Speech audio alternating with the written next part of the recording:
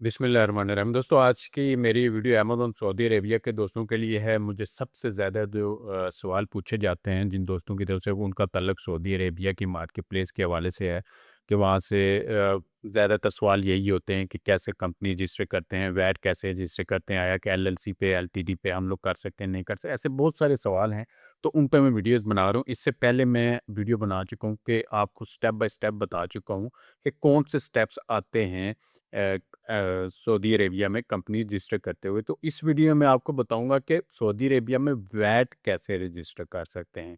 यानी value added tax है। अगर आप सऊदी अरेबिया के अंदर आपने ऑलरेडी कंपनी बना ली है तो उसका वैट आपने कैसे रजिस्टर करना है। और अगर आप यूके एलटीडी या यूएस की एलएलसी पे आप बिजनेस कर रहे हैं सऊदी अरेबिया के अंदर, तो उसके लिए क्या प्रोसीजर है। तो इस वीडियो में आपको डिटेल के साथ बताऊंगा, तो वीडियो को आपने कंप्लीट देखना है ताकि इस हवाले से आपके कॉन्सेप्ट्स क्लियर हो सके। वीडियो की तरफ चलने से पहले अगर आप लोगों ने चैनल को सब्सक्राइब नहीं किया तो ज़रूर सब्सक्राइब कर लें ताकि आने वाली मजीद वीडियोस भी आपको मिलती रहें। और इससे पहले भी हम लोग अमेज़न के हवाले से, अमेज़न टूल्स के हवाले से बहुत सारी वीडियोस कोर्सेज अपलोड कर चुके हैं, वो भी आप लोग ज़रूर देखिएगा। तो वीडियो की तरफ चलते हैं। तो सऊदी अरेबिया में सबसे ज़्यादा परेशानी लोगों को यही होती है कि आया कि वो स्टार्ट किधर से लें, कौन-कौन से स्टेप्स उन्होंने फ़ॉलो करने हैं, क्योंकि इतनी ज़्यादा वीडियोज़ मौजूद नहीं हैं यूट्यूब पे। तो मेरी कोशिश होती है कि मैं उन टॉपिक्स पे वीडियोज़ बनाऊँ जिन पे ऑलरेडी वीडियोज़ नहीं बनी हुई। जिन पे बहुत ज़्यादा वीडियोज़ बनी हुई हैं, वो तो ऑलरेडी आप यूट्यूब पे सर्च करके वो देख सकते हैं। तो यहाँ पे एक सवाल जो सबसे ज़्यादा पूछा जाता है, ख़ास करके उन दोस्तों को की तरफ से कि जो यूके में हैं, यूएस में हैं, या यूके में एलटीडी ओनर हैं, या यूएस में वो एलएलसी ओनर हैं। तो वो उनकी बेस पे सऊदी अरेबिया में वर्क करना चाहते हैं। तो सऊदी अरेबिया में अगर यूके की एलटीडी पे आप करेंगे या यूएस की एलएलसी पे, तो एक चीज़ आपको लाज़मी करनी होती है, वो होता है वैट रजिस्टर करना होता है। तो यहाँ पे बहुत से लोगों को ये होता है कि हमारे पास एलटीडी है, एलएलसी है, तो हम लोग वैट कैसे रजिस्टर करेंगे, वो मैं आपको यहाँ पे स्टेप बताऊँगा।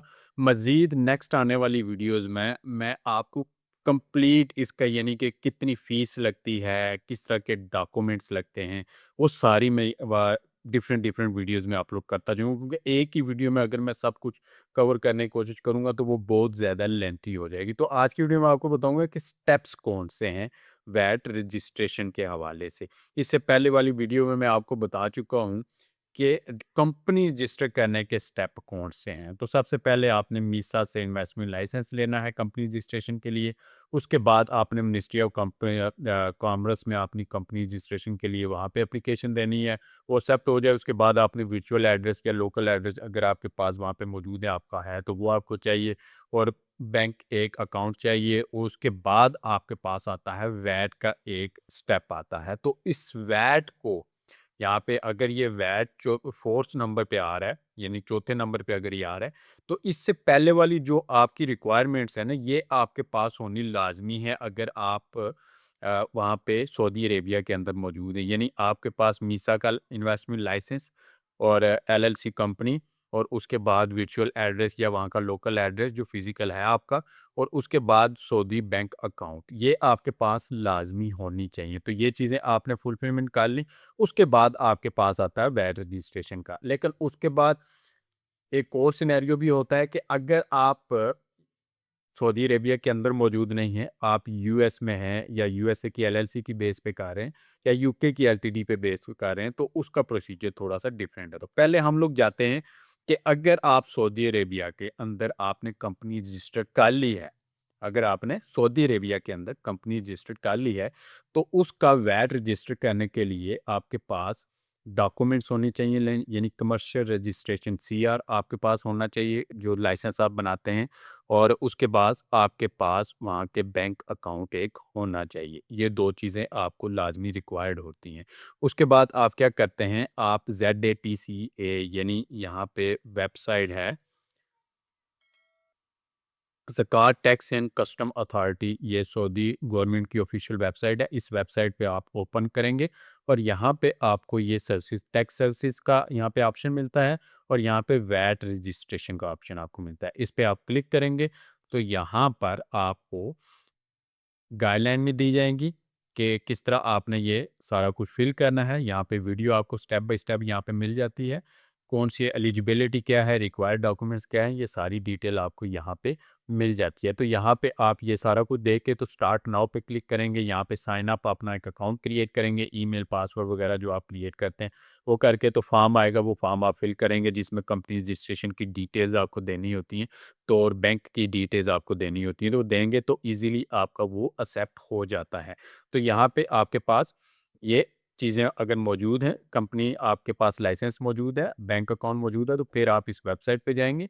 यहाँ पे पोर्टल पे आप अपना अकाउंट बनाएँगे और उसके बाद जो ऑनलाइन वैट फॉर्म उस पे आपको शो करेगा, वो आपने फ़िल करना है। तो वहाँ से वो फ़िल करने के बाद आप सबमिट करेंगे, थोड़ी-सी उनकी फ़ीस है।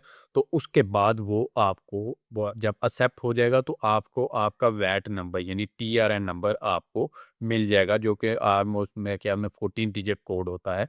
वो आप यहाँ पे 15 डिजिट कोड सॉरी, वो आप यूज़ कर सकते हैं वहाँ पे अमेज़न पे रजिस्ट्रेशन के लिए। तो ये उन लोगों के लिए प्रोसीजर है, स्टेप्स हैं, जिनमें केएसए के अंदर जो कंपनी आपने वो बना ली है, कंपनी रजिस्ट्रेशन कर ली है।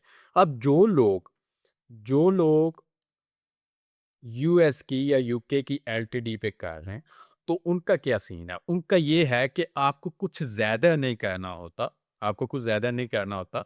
आपको वहाँ पे लोकली ये रूल है, ये मैं आपको सजेस्ट नहीं कर रहा कि आप ऐसा करें, नहीं, बल्कि आपको यही करना है। ये वहाँ का लॉ है कि अगर आप बाहर से वैट रजिस्ट्रेशन फॉरेन कंपनी के लिए करेंगे तो आपको लोकली केएसए टैक्स रिप्रेजेंटेटिव यानी एक एजेंट आपको हायर करना होता है।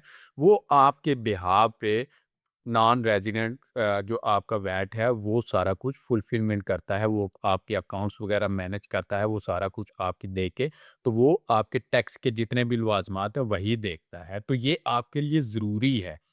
ये आपके लिए ज़रूरी है। अब इसका ये तरीकाकार नहीं है जैसे आप यहाँ पे आए तो इनकी वेबसाइट पे जाए आपने फॉर्म फिल कर लिया, नहीं, यहाँ पे आप फॉर्म फिलिंग का चक्कर आपका नहीं है। आपने वहाँ पे केएसए में एक टैक्स रिप्रेजेंटेटिव यानी आपको ईज़ी अल्फाज में बता दूँ कि एक एजेंट जो ये सर्विसेज़ प्रोवाइड करता है, वो आपने हायर करना है। वो आपकी कंपनी के बिहाफ पे ये सारी आपका प्रोसीजर करके आपको वहाँ पे नॉन रेज़िडेंट जो वैट है वो रजिस्टर करके देगा आपकी कंपनी के बिहाफ पे।